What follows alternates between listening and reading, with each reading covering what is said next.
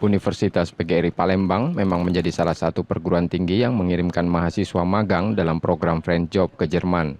Namun hanya berlangsung selama periode Oktober hingga Desember 2023. Ke-23 mahasiswa yang ikut dalam program tersebut ditarik pihak kampus dengan memfasilitasi seluruh biaya dan perlengkapan kepulangan menyusul pemberitahuan pihak Dikti tentang masalah program magang itu.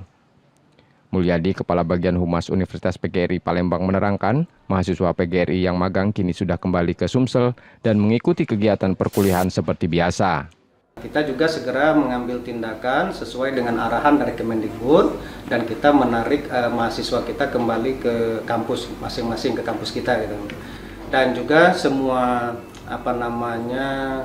biaya dan lain-lain itu semuanya ditanggung oleh lembaga sehingga tidak ada satupun mahasiswa yang merasa dirugikan dalam kegiatan ini, dan bahkan mereka mendapatkan pengalaman dan mereka juga mendapatkan